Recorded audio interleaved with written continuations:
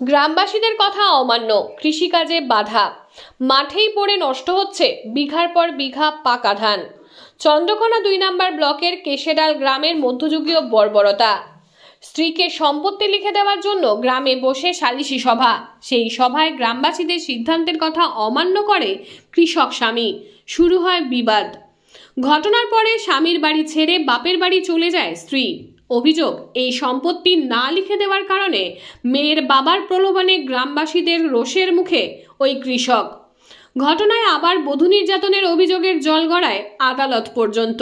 শুরু হয় কৃষিকাজে বাধা। ফলে মাঠেই এখন পড়ে নষ্ট হচ্ছে বেশ কয়েক বিঘা জমির পাকা ধান। সমস্যা সমাধানে স্থানীয় শাসক ও বিরোধী রাজনৈতিক দলের নেতা থেকে শুরু করে প্রশাসনের দ্বারস্থ অসহায় পরিবার। আবেদন নিবেদন করেও হয়নি সমস্যা সমাধান। এমন চরম সমস্যায় কেশাডাল গ্রামের বাসিন্দা গৌতম মাইতি ও বিকাশ মাইতি। গৌতম ও বিকাশের অভিযোগ, বছর 2 আগে গৌতমের বিয়ে হয় কেশেডাল গ্রামের পাশের গ্রাম শীর্ষাব বাসিন্দা নির্মল গুছাইতের মেয়ের সাথে। তার বিয়ে হবার পর থেকেই তার স্ত্রী চাপ দিতে থাকে তার নামে সম্পত্তি লিখে দেওয়ার জন্য। এই নিয়ে গ্রামে বসে সালিশি সভা। সেই সভাতে জমি লিখে দিতে অস্বীকার করে গৌতম ও তার দাদা বিকাশ। তারপরই বাড়ি ছাড়ে গৌতমের স্ত্রী, চলে যায় বাপের বাড়ি। অভিযোগ, তারপর থেকে মেয়ের বাবা নির্মল গুছাইতের নির্দেশে গ্রামের বেশ কিছু মানুষ কৃষিকাজে বাধা দিতে শুরু করে বলে অভিযোগ কোনো ক্রমে কৃষিকাজ করলেও জমি থেকে ঘরের ফসল তুলতে পারেননি তারা। গ্রামবাসীদের ভয়ে কৃষিকাজে সহযোগিতার জন্য কাজে আসেনি কোনো শ্রমিক। ফলেই মাঠেই পড়ে নষ্ট হচ্ছে প্রায় 5 বিঘে জমির পাকা ধান। এলাকার অঞ্চল তৃণমূল সভাপতি ইসমাইল খান ও বিজেপির নেতা সুকান্ত দোলাই বলেন, সকলেই জানে বিষয়টি, প্রশাসনকেও জানানো হয়েছে। দ্রুত সমস্যা সমাধানের আশ্বাস দিয়েছেন তারা। এ বিষয়ে চন্দ্রকোনা 2 নম্বর ব্লকের বিডিও উৎপল পাইক বলেন, লিখিত অভিযোগ পেয়েছি, উভয় পক্ষকে ডেকে সমস্যার সমাধান করা হবে। তবে যাই হোক, কৃষকদের এই ধরনের মাঠেই পড়ে নষ্ট হওয়া কৃষি ফসলের ঘটনার শুরু হয়েছে জোর আলোড়ন। এখন দেখার কবে বন্ধ হয় বিভিন্ন গ্রামে মাতব্বরদের এই ধরনের বিচার। অভিযোগ হচ্ছে, মানে আমার ভাইয়ের বিয়ে দেওয়া হয়েছিল।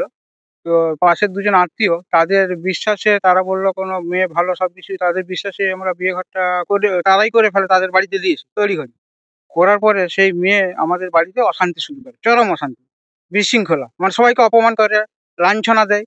তো তাতেও আমরা মানিয়ে দিয়ে চলার চেষ্টা করেছিলাম, কিন্তু তার সে আসল উদ্দেশ্যটা প্রকাশ যখন করলো যে আমার নামে না জমি রেখে দিলে আমি এখানে থাকবো নি, হ্যাঁ, আর লিখলো আমার এখানে আমি থাকবো না, এইভাবে বিভিন্ন রকম উপদ্রব শুরু করে। তারপরে একদিন হঠাৎ করে বাপে মেয়ে আমাদের বাড়ির থেকে বেরিয়ে ওদের আত্মীয় স্বজনের দিকে সঙ্গে নিয়ে আর কিছু 2-1 বদমাইশকে সঙ্গে নিয়েছে আমাদের বাড়িতে রাত 8টা থেকে রাত 2টো পর্যন্ত চরম মানে বিশৃঙ্খলা সৃষ্টি করে, ভাঙচুর করে, বোমা ফাটায়, ঠাকুর ঘর ভাঙচুর করে এবং ইলেকট্রিক লাইন কেটে দেয়, জল লাইন কেটে দেয়।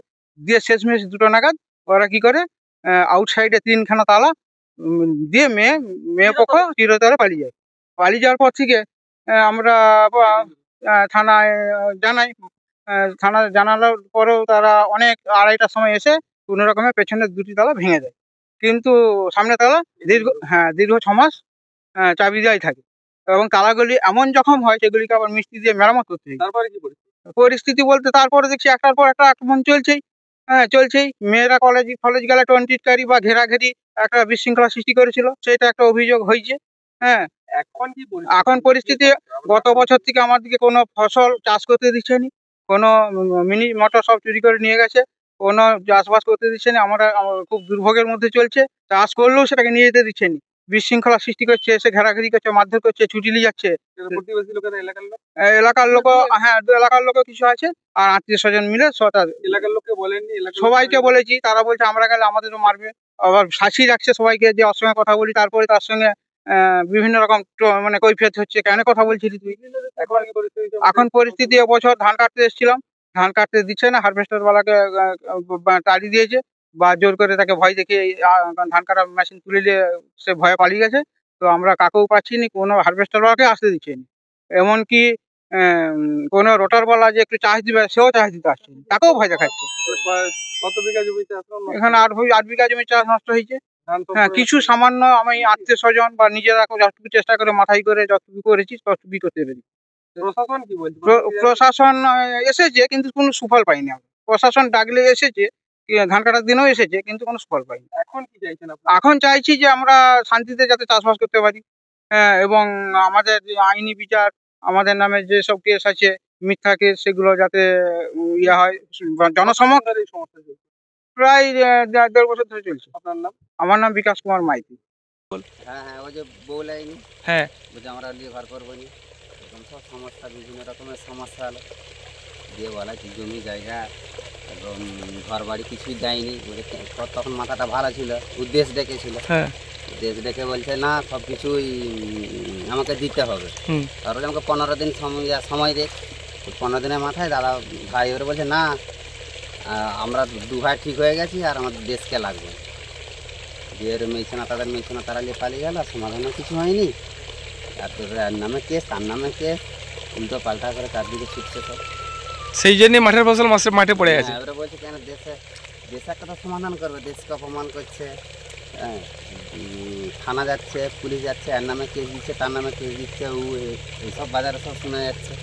কিন্তু আর সমাধান করতে গেলে ওই দেশকে নিয়ে সমাধান করলেই সমাধান হবে, নাহলে হবে না। নাহলে কোনোদিনও সমাধান হবে না।